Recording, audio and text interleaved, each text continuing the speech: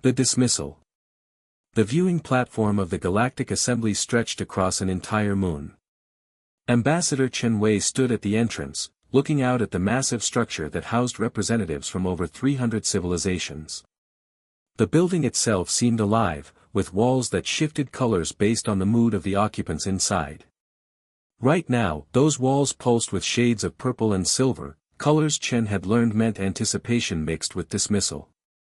Beside him, Dr. Maria Santos clutched her data tablet tightly. She had spent 18 months preparing the presentation they were about to deliver. Her dark eyes showed exhaustion but also determination. They had traveled 4 months through space to reach this place, and they would not waste the opportunity. "Are you ready?" Chen asked quietly in Mandarin, their private language when they needed comfort. Maria nodded. "The data is undeniable. They will have to listen." Chen wished he shared her confidence. He was 57 years old and had served as Earth's chief diplomat for 12 years. He had negotiated with dozens of alien species during humanity's brief time among the stars. What he had learned was simple: most advanced civilizations viewed humans the way humans once viewed insects. Interesting perhaps, but ultimately insignificant. They entered the assembly chamber together. The room was spherical, with platforms floating at different heights throughout the space. Each platform held a different species. Some looked almost human. Others defied description. There were beings made of crystallized sound, creatures that existed partially in other dimensions, and entities that communicated through colors and scents. At the center of the sphere floated the Arbiter, a member of the Zacran species. The Zacran were among the oldest races in the galaxy, having achieved spaceflight when Earth's ancestors were still living in caves. The Arbiter's body resembled a massive brain encased in transparent armor, with dozens of tentacles extending downward. "The Assembly recognizes the human delegation," the Arbiter announced. The words came through translation devices implanted behind Chen's ear, converting the Zacran's electromagnetic pulses into Mandarin. "You may present your petition." Chen and Maria floated to the designated platform at the chamber's lower section. The placement was deliberate. The most respected species occupied the upper platforms. Newer, less significant species were placed near the bottom. Humanity's platform was the lowest Chen had ever seen used. He activated the holographic display. Images materialized in the air around them, showing Earth's solar system. "Honored members of the Galactic Assembly," Chen began, his voice steady despite his nervousness. "Earth comes before you seeking membership in this great alliance. We also come with an urgent request for assistance and knowledge." Maria took over, her scientist's precision cutting through diplomatic language. 6 months ago, our astronomers detected an anomaly near Jupiter. It appeared as a spatial distortion, small at first, but growing steadily. We sent probes to investigate. She pulled up images of the phenomenon. It looked like reality itself was tearing, with streams of unknown energy pouring through the gap. "Our analysis suggests this is not a natural occurrence," Maria continued. "The energy patterns are too regular, too structured. We believe this is technology, something incredibly advanced. The distortion is growing exponentially. At current rates, it will engulf our entire solar system within 8 months." The chamber filled with various sounds. Some species laughed, others made noises Chen's translator could not interpret. A delegate from the Vorthak Collective, a race of insectoid warriors, clicked their mandibles in what Chen had learned was their version of scoffing. "Primitive sensors detecting primitive phenomena," the Vorthak delegate announced. "Your species has been space-capable for barely 2 centuries. You mistake natural stellar events for technology." Chen kept his composure. "We have considered that possibility. However, our data shows clear evidence of artificial construction. The energy readings match no known natural process. We hoped that the Assembly's vast knowledge might help us understand what we face." Another delegate spoke, this one from the Helix Communion, beings that resembled spirals of liquid metal. "Even if your readings are accurate, why should this concern the Assembly? Your solar system is insignificant. One star among billions. If this phenomenon destroys Earth, the galaxy will not notice. The words stung, but Chen had expected them. We ask not because we think ourselves important, but because we believe in the principles this assembly claims to uphold. Unity among civilizations. Protection of sentient life. Mutual cooperation in the face of unknown threats. The arbiter's tentacles writhed slowly. The human makes an emotional appeal. The assembly operates on logic and benefit. What does Earth offer in exchange for assistance? What resources, what knowledge, what strategic advantage? Maria stepped forward. We offer our perspective. Humanity has survived and thrived on a world that tried constantly to kill us. We have endured ice ages, plagues, wars, and countless disasters. We solve problems through creativity and determination. We offer a different way of thinking. A ripple of sounds moved through the chamber. It took Chen a moment to realize most species were laughing. The Zakran arbiter's voice carried something that might have been amusement. You offer thinking. Every species thinks. You claim no unique technology, no rare resources, no military strength. You offer only yourselves and expect the assembly to invest time and energy in saving you. Chen felt anger rising but pushed it down. Yes. We offer ourselves.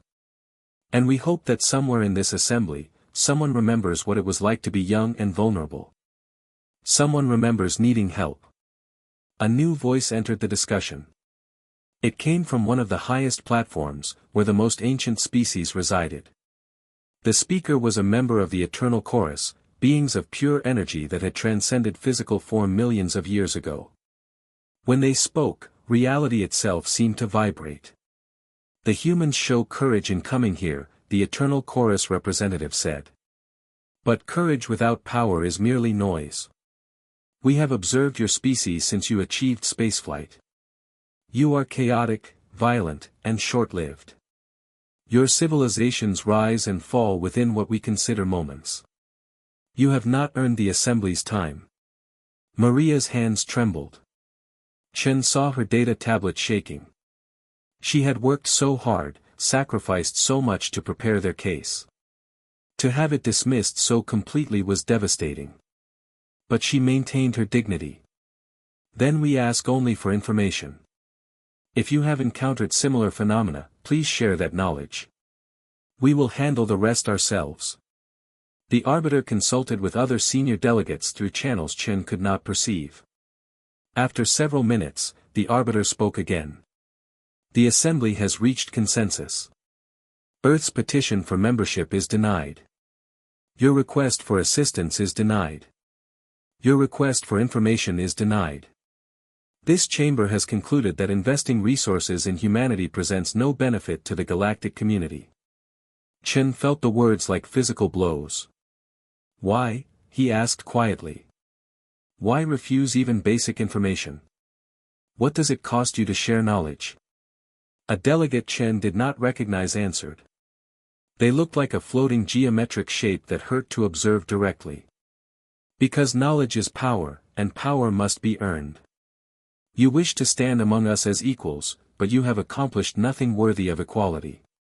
Return to your insignificant world. Solve your problems alone. If you survive, perhaps in a few thousand years you will have something valuable to offer. The platform beneath Chen and Maria began descending, removing them from the chamber. It was over. The assembly had rendered its judgment. Humanity would face the approaching catastrophe alone. They returned to their ship in silence. Chen had commanded diplomatic vessels for years, but this small craft felt especially empty. The crew consisted of only 6 people, himself, Maria, 2 pilots, an engineer, and a communications officer. Against the backdrop of the massive assembly station, their ship looked like a child's toy. Once aboard, Maria went immediately to her research station. Chen found her there an hour later, surrounded by holographic displays showing the anomaly near Jupiter. Tears ran down her face, but her hands moved steadily across the controls, adjusting calculations and running simulations. "They knew," Maria said without looking up. "I saw it in the data they briefly displayed before cutting me off. Several species in that chamber have encountered similar phenomena before. They know what it is. They know how to stop it. And they chose not to tell us." Chen sat down heavily. "Can you be certain?" "I recorded everything my implant could capture during the session. Look here." She pulled up an analysis. "When I mentioned the energy patterns, 3 different delegates showed recognition responses. The Vorthax mandibles twitched in a specific way that indicates they were suppressing knowledge. The helix communion's frequencies shifted to patterns associated with uncomfortable familiarity. They know, Chen. They just do not care enough to help us." The ambassador closed his eyes.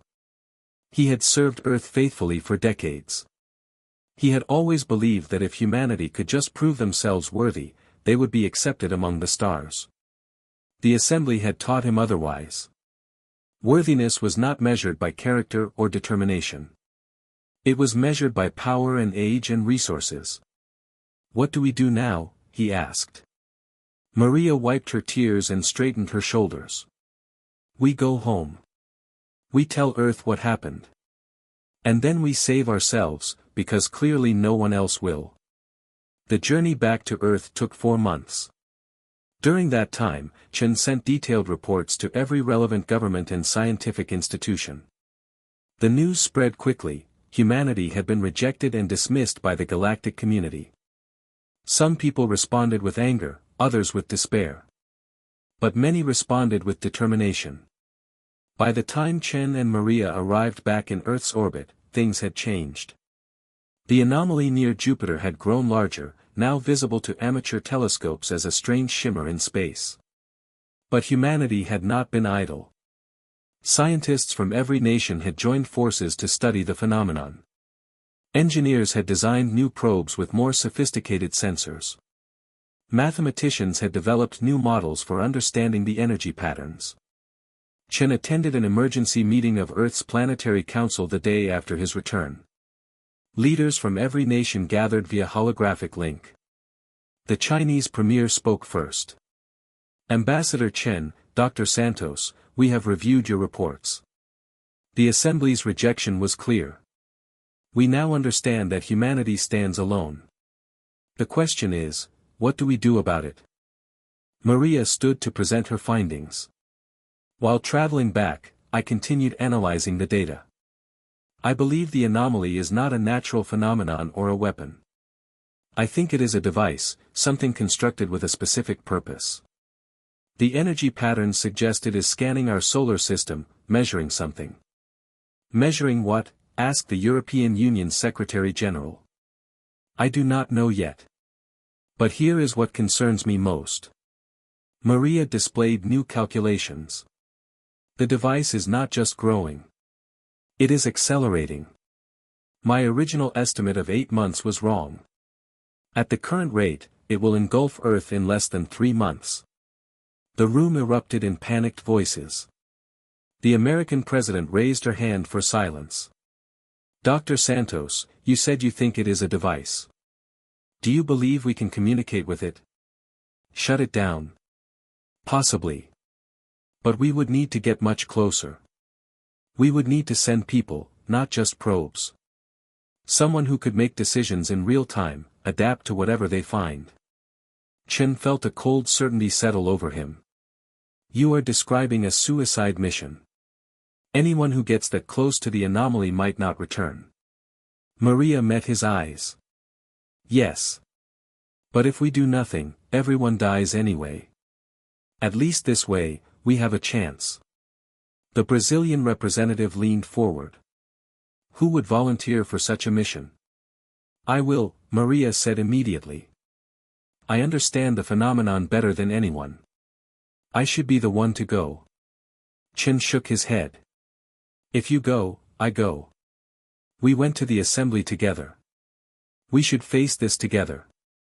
Over the next week, a crew was assembled. Volunteers came from every nation, every background. They chose 8 people total for the mission, Maria as chief scientist, Chen as mission commander, 3 engineers, 2 pilots, and a linguist who specialized in xenotechnology. They named their ship the Defiance, because that was what they represented. Humanity's refusal to surrender in the face of certain doom. The ship launched on a cold Tuesday morning. Earth watched from below as the Defiance accelerated toward Jupiter. Toward the anomaly. Toward either salvation or extinction. As they left Earth's orbit, Chen looked back at the blue planet shrinking behind them. He thought about everything humanity had built, all the art and music and literature, all the love and struggle and hope. "We will find a way," he said quietly. Maria, strapping into the seat beside him, nodded. "We always do." The Defiance flew on through the darkness, carrying humanity's last hope toward an unknown fate. Behind them, Earth held its breath. Above them, the stars watched in silence. And ahead of them, the anomaly pulsed with mysterious energy, waiting for whatever would come next. The Rising. The Defiance crossed the orbit of Mars in 17 days. Every day brought them closer to the anomaly, and every day the readings became more strange. Maria barely slept, spending nearly all her time analyzing data streams from the ship's sensors. What she discovered both terrified and fascinated her. "It's beautiful," she whispered one night, staring at the holographic display floating above her workstation. Chen had come to check on her, worried that she was pushing herself too hard. "Beautiful?" Chen asked, looking at the swirling vortex of energy that threatened to destroy everything they knew. "How can you call it beautiful?" Maria pointed to patterns within the chaos. "Look at the mathematical precision. Every energy pulse follows perfect geometric sequences. This isn't random destruction, Chen. This is art. This is purpose." She pulled up another display. "And look here. I've been comparing our readings to historical records, everything humanity has ever documented about unusual spatial phenomena. Have you found something?" "Yes. 3 times in Earth's history, we detected similar energy signatures, though much smaller. Once in 1908 over Siberia, once in 1952 near the Philippines, and once in 1997 over Norway. Each time, the phenomenon appeared briefly then vanished. At the time, we attributed them to meteors or atmospheric events." Maria's eyes gleamed with excitement. "But what if they were tests? What if something has been studying us for over a century?" Chen felt a chill run down his spine. "You're saying this device has been watching humanity for generations? Not just watching. Testing. Measuring. Preparing." Maria brought up a new simulation. "I think the device activates when a civilization reaches a certain technological threshold. We achieved faster-than-light travel 20 years ago. We made contact with alien species 15 years ago. We just petitioned the Galactic Assembly. Maybe that triggered something." One of the engineers, a brilliant young woman from Nigeria named Amara Okonkwo, entered the lab. She had been listening from the doorway. "Dr. Santos, if you're right, then this device is designed to respond to civilizations like ours. But respond how? Is it a weapon meant to destroy emerging species? A filter to prevent certain races from spreading?" "I don't think so," Maria said slowly. "A weapon would simply destroy.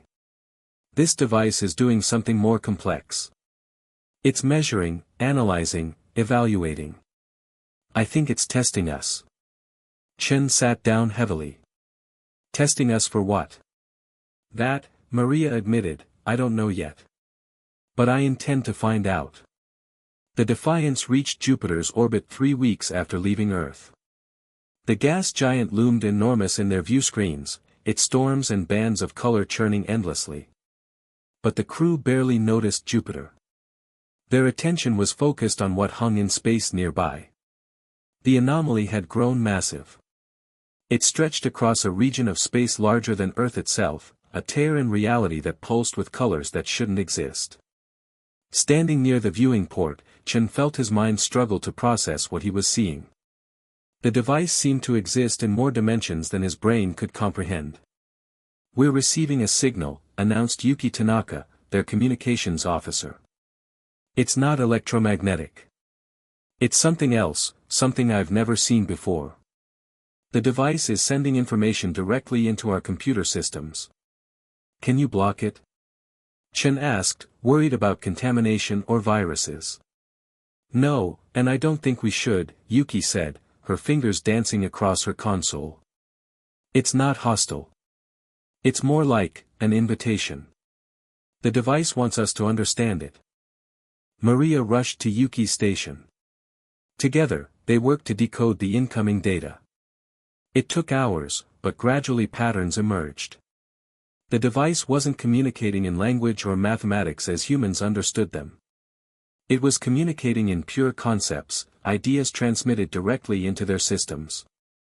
"I think I understand," Maria said finally, her voice filled with awe. This device was built by a species called the architects. They existed millions of years ago, long before any current galactic civilization. They achieved a level of technology so advanced that they transcended physical form entirely. "Like the Eternal Chorus?" Chen asked, remembering the energy beings from the assembly. "Beyond even them," Maria said. "The architects left behind devices like this throughout the galaxy. They're not weapons. They're examinations. When a species reaches a certain level of development, the device activates and presents them with a challenge." Amara leaned over Maria's shoulder, reading the decoded information. "What kind of challenge?" Maria's hands trembled as she brought up the next section of data. "A choice. The device creates a crisis that the species must solve. But here's the critical part: the crisis cannot be solved through force or dominance. It requires cooperation, creativity, and humility.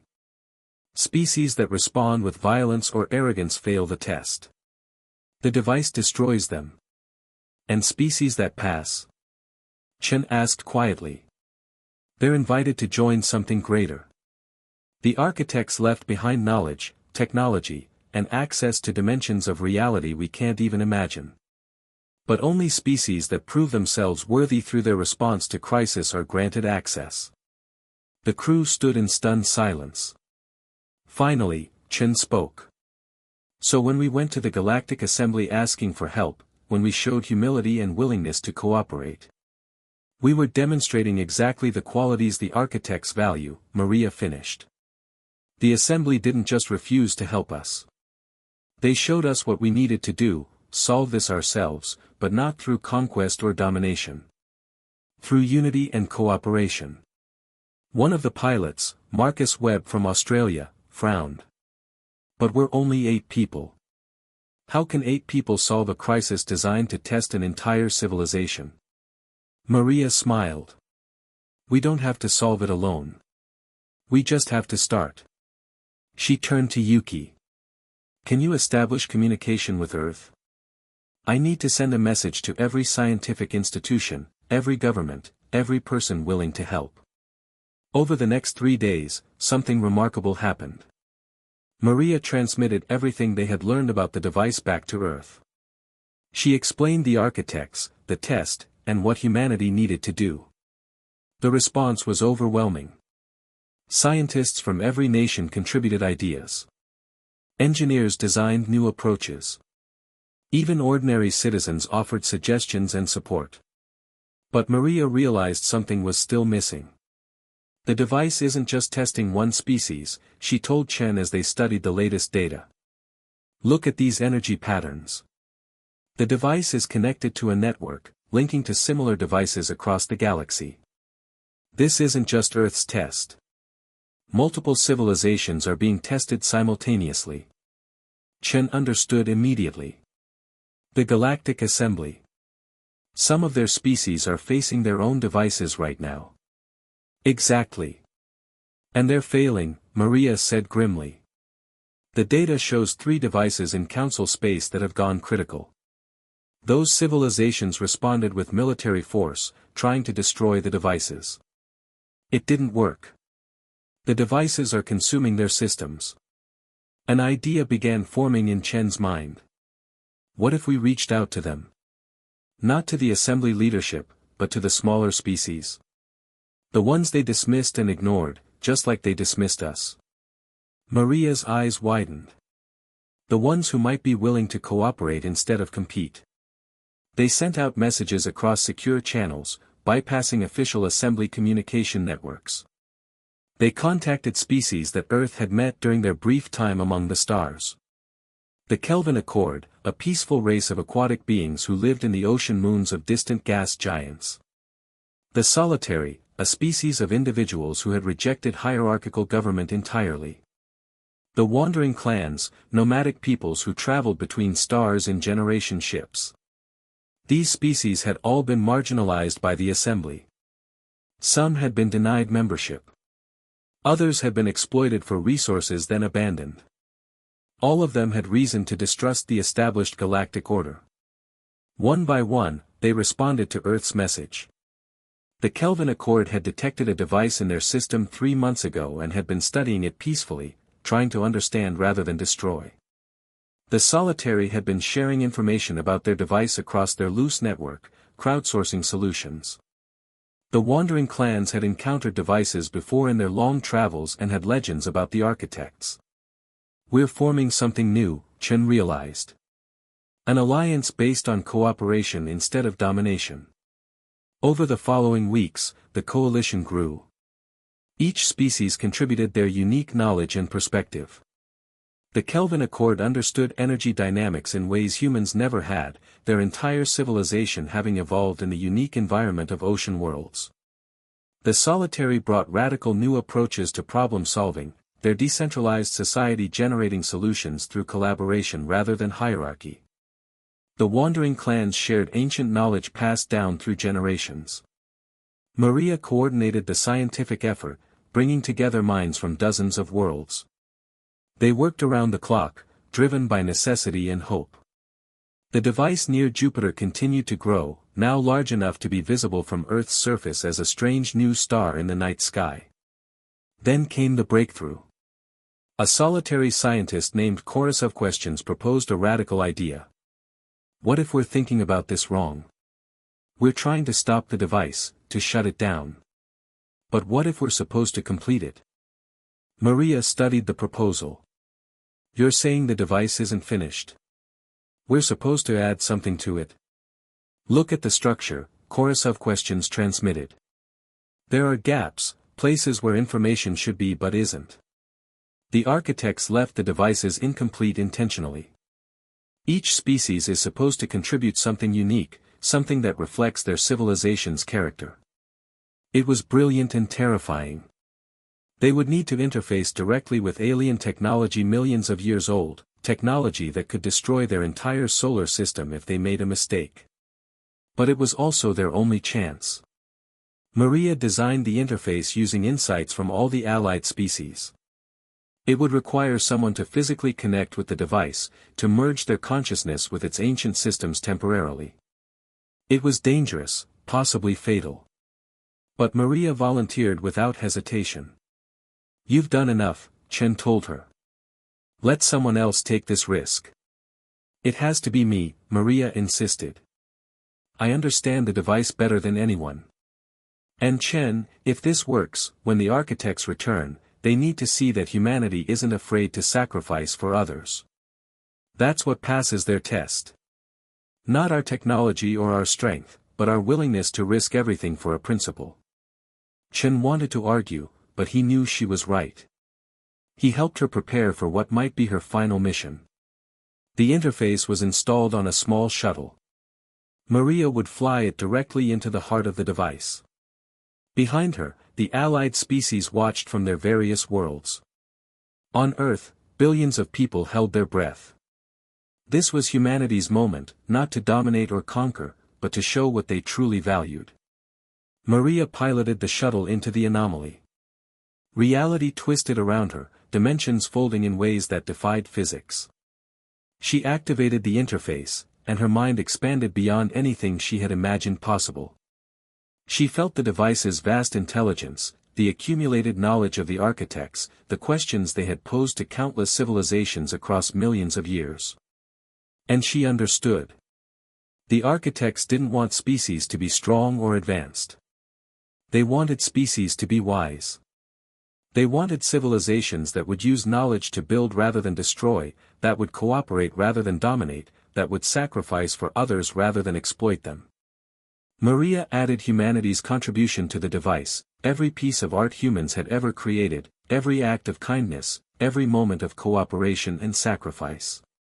She added the music and literature, the scientific discoveries made through collaboration, the countless small moments when humans chose compassion over cruelty. She added their flaws too, their capacity for growth and learning. The device accepted the offering. Energy patterns shifted, restructured, completed themselves. The anomaly began to collapse inward, condensing into something new. Where the tear in reality had existed, now floated a perfect sphere of crystallized spacetime. A gift from the architects, activated by humanity's worthiness. Maria's shuttle emerged from the collapsing anomaly.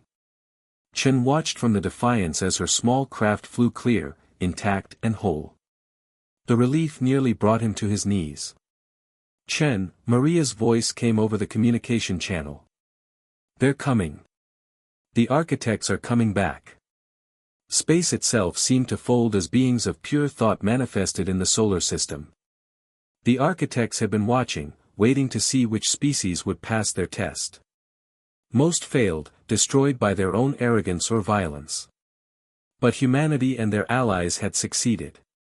The architects' communication transcended language. They conveyed approval, welcome, and invitation.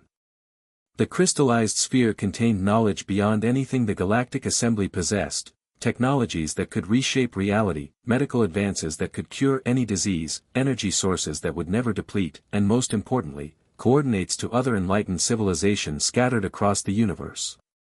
But the architects also conveyed warning. The Galactic Assembly had failed their tests. Multiple council species had responded to their devices with weapons and force. Those civilizations had been marked as unworthy. The architects would return in time to judge whether they could change and grow, or whether they would remain locked in patterns of domination and hierarchy. News of humanity's success spread across the galaxy within days. The council species that had mocked Earth now faced a humiliating reality. The primitive humans they had dismissed had accomplished what they could not. The species they had considered insignificant had been chosen by beings far older and more advanced than any in the assembly. The political ramifications were immediate. 3 smaller species formally withdrew from the Galactic Assembly and petitioned to join humanity's new coalition. The coalition welcomed them, asking only that they commit to principles of cooperation and mutual respect. Chen and Maria returned to Earth as heroes, but they both knew the real work was just beginning. The architects had given them tools and knowledge, but it would be up to humanity and their allies to use them wisely. 6 months after passing the architects' test, Earth hosted a gathering of the coalition species. It was nothing like the Galactic Assembly. Instead of a hierarchical chamber with species ranked by power, they met in a circular hall where every delegate stood on equal footing. They called themselves the Alliance of Ascension, dedicated to the principles that had allowed them to pass the architect's test. Chen addressed the gathering, his words transmitted to dozens of worlds. 6 months ago, we stood before the Galactic Assembly and were told we were insignificant. They were wrong. Not because humanity is special, but because no sentient species is insignificant. Every civilization has unique value to contribute. Every perspective matters. He paused, looking at the diverse beings gathered around him. The architects taught us something the assembly forgot: true strength comes not from dominating others, but from lifting each other up. We don't seek to replace the old order with a new hierarchy. We simply offer an alternative, a place where species cooperate as equals. Maria spoke next, her voice carrying the weight of her experience inside the device. The architect's knowledge is now ours to share. We will not hoard it. We will not use it as leverage. We will offer it freely to any species willing to embrace cooperation over conquest. Even, she added pointedly, to species that once mocked us. The gathering voted to send a formal message to the Galactic Assembly. It was gracious and respectful, offering to share the architects' knowledge if the Assembly would reform their practices. The message included proof of humanity's contact with the architects and evidence of the gifts they had received. The Assembly's response came 3 weeks later. It was not an official communication, but rather dozens of individual messages from species throughout the Council. Some were apologies. Others were requests to learn more. A few were angry accusations that humanity had somehow cheated or deceived the architects. But the most meaningful message came from an unexpected source. The Eternal Chorus, the ancient energy beings who had dismissed humanity so completely, sent a private communication to Ambassador Chen. "We have existed for millions of years," their message said. "We have seen countless civilizations rise and fall. We believed we understood the patterns of worthiness and achievement. You have taught us that we were wrong. Age does not guarantee wisdom. Power does not ensure enlightenment. The architects chose you not despite your youth and weakness, but because of your humility and cooperation. We acknowledge our error. We ask not for your knowledge, but for your forgiveness and the opportunity to learn from your example." Chen shared the message with Earth's Planetary Council.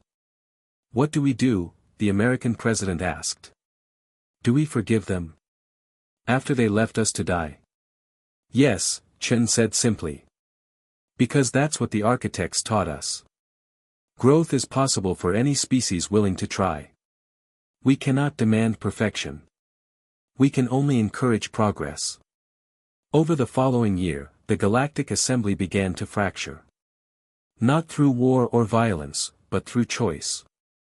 Species that valued cooperation over hierarchy left to join the Alliance of Ascension. Others remained in the Assembly but began pushing for reforms. A few retreated into isolation, unable to accept that their understanding of the universe had been so fundamentally flawed.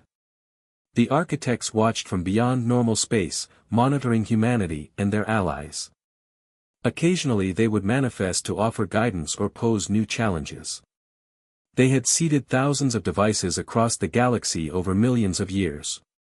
Humanity had passed their test, but the architects made clear that worthiness was not a permanent state.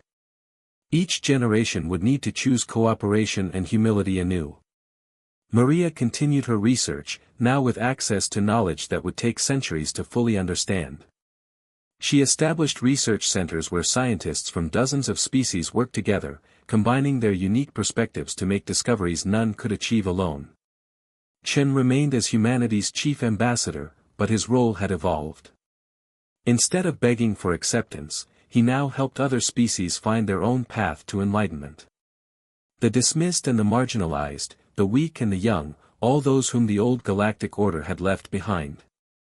He showed them that there was another way. One evening, Chen and Maria stood together on the observation deck of Earth's orbital station, looking out at the stars. The crystallized sphere left by the architects hung in space near Jupiter, glowing softly, a permanent reminder of humanity's achievement. "Do you ever think about that day in the assembly chamber?" Maria asked. "When they laughed at us?" Chen smiled. "Sometimes. But I don't feel angry anymore. They taught us something valuable that day. They showed us exactly who we didn't want to become." "And who do we want to become?" Maria asked. Chen gestured at the stars, at the dozens of allied worlds scattered across that vast darkness, at the growing network of species choosing cooperation over domination. "Exactly what we are becoming. Something better. Something worthy of the gift we were given." Far across the galaxy, the Galactic Assembly met in emergency session. Their power was fading, their influence waning as more species chose a different path. The Arbiter addressed the remaining delegates with a question that would have been unthinkable a year earlier. "Perhaps," the ancient being said slowly, "we should ask the humans for help." It was a beginning. Not an ending, but a beginning. And that, Chen thought as he looked out at the infinite stars, was exactly what the architects had intended all along. Not to elevate one species above all others, but to remind the galaxy of a truth older than any civilization, that wisdom comes not from age or power, but from the choice to grow, to cooperate, and to see value in all life. Humanity had stood up. And in standing, had shown the galaxy how to rise.